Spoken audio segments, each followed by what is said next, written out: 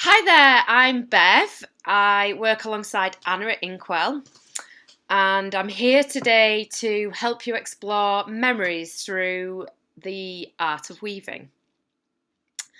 Um, Anna, I hope, has mentioned to you about taking some time out to think about a subject that you want to base your weaving around. The subject could be something such as a favourite place, a person, or perhaps a time in your life that's really special to you. You will have needed to also collect some materials to weave with. Now, these materials would be things that remind you of your subjects that you've chosen. For example, the subject that I've chosen is lockdown.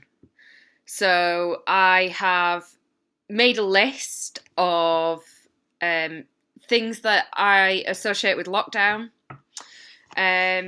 Things such as multicoloured yarns. I was thinking about the NHS.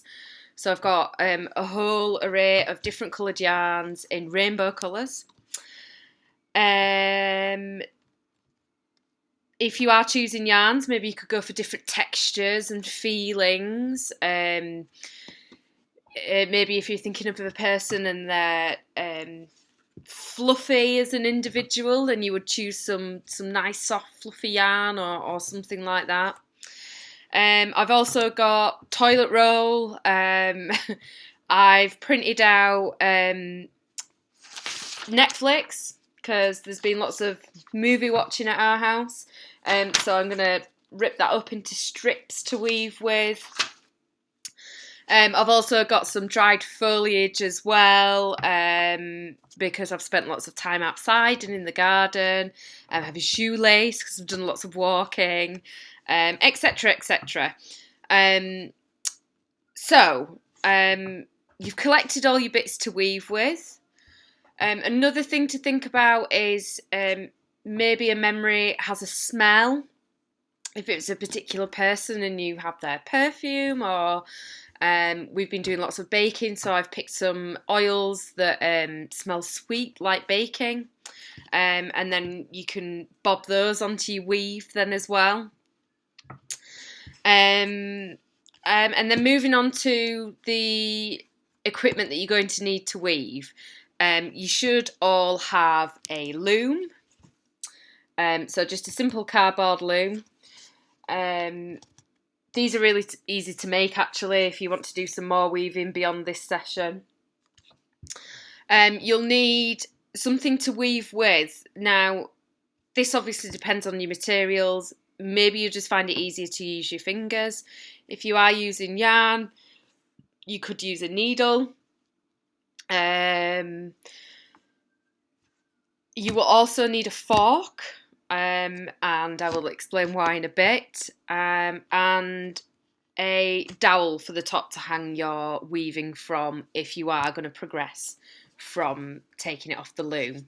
So I'm going to go through a bit of weaving terminology with you now. This will help you to explore why you need some of the materials that we've suggested that you collect for this session. You'll hear these words quite a lot in the weaving community, let's say. So, shed is the gap that's created between the upper and lower threads. I have a loom that's prepared here. So the shed is the gap here that we've created. Can you see that? So that's basically so the shed. In this case, I've used a pencil, but you can use a lollipop, and it's weaved in and out of your threads. And what it will do is assist when you're weaving in and out. It'll make it a lot easier for you. You don't need one of these, but they are very helpful. The warp is the vertical threads on your loom. So the threads that go from the top to the bottom. The weft will be the horizontal threads. So whatever it is that you're weaving with becomes the weft. So if we weave, for instance, with this feather, then that becomes the weft. The shuttle is the vehicle that carries the weft thread. Now, your shuttle may simply just be your hand. It could be your needle. In traditional weaving, when weaving things like rugs, you'd have a small wooden device and the thread would be attached to the end, and then that would shoot through backwards and forwards. And then the last one is the beater, or beating. And the beater is used to tighten up the weft. So the weft, again, is going across, and your beater, your fork, is how you're going to push up and tighten the thread. And then you push it all up together. Now, if you are using things like your feather, obviously you wouldn't want to push that up too much because you want to see the feather.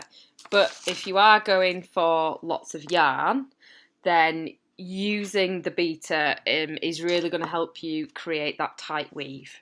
The first stage of weaving then is to create your warp, the vertical lines down your loom. What you want to do is just create a knot at the back, and then you can start wrapping then. And it's as simple as hooking from end to end. When you've gotten to the end, it's a matter of simply tying a knot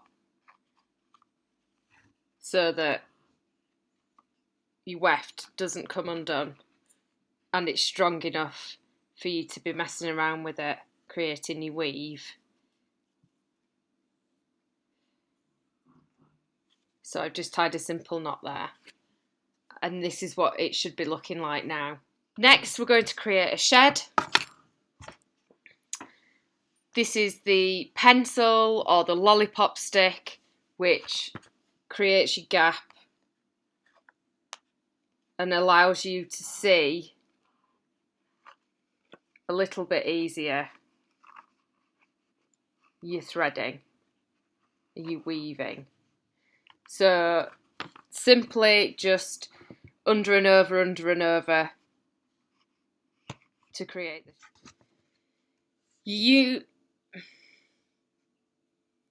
Your looms are then ready to start weaving. I have some thread here.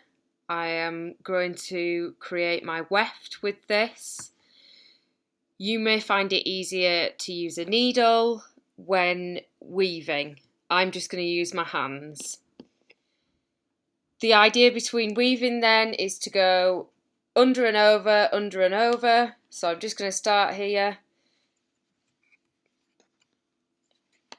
And I'm just simply pulling up the warp so that I can create my weft here. And when you've got to the end,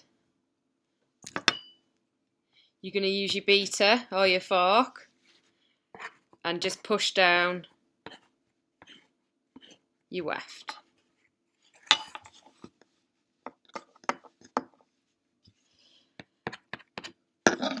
And then you just keep on going with that.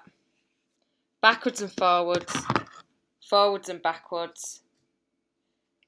You need to make sure that you're going the opposite way on the next row.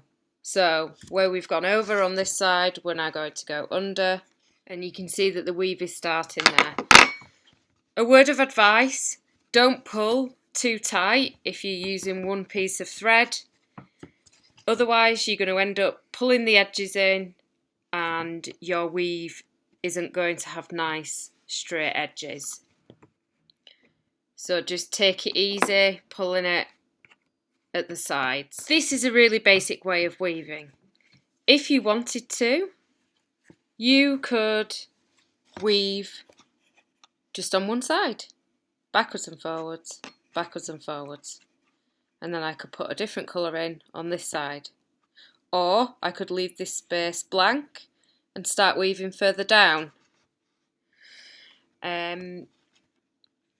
You can create holes in your weaving by weaving in different ways. Creating holes can create different feelings. Maybe if it was a past experience, there were difficulties along the way and you felt lost and then it all came back together again, possibly. You could glue things to the top of the weaving once it's been done. Perhaps you've got some beads that were somebody's that you could thread. Maybe you could stick flowers to the top, petals. These also give lovely fragrances as well. I know I can still smell this lavender here. By the time you finish weaving, you should have something that looks possibly similar to this, maybe not similar to this. You will want to then either you could leave it on here forever, or you can pop it on some kind of hanger. Now, I have a wooden spoon here. That is because the wooden spoon reminds me of lockdown, so it is also part of my memories in my weaving. You might just have a dowel or a stick from the garden, or something in a similar vein. All you'll have to do then is to cut across all your warps at the back. Then you need to loop the thread around your dowel and simply tie a knot at the top. Once you've tied up all the knots and popped it on your dowel or whatever you're using, then it's a matter of neatening up these bottom edges. Now you could also tie these in knots and leave the tassels at the bottom. You could weave back in if that's possible in terms of what materials you've used. And that's it. So you should be viewing some pictures now of some other people's weavings. I've just added these just simply to give you a bit of an idea, maybe a bit of a head start on where you are going to take your weavings. If you have any questions, then please ask Anna. I'm sure she'll be able to help you out with those. But from me, happy weaving. I hope you've enjoyed this craft, and I can't wait to see what your weaves look like. Take care, guys. Bye.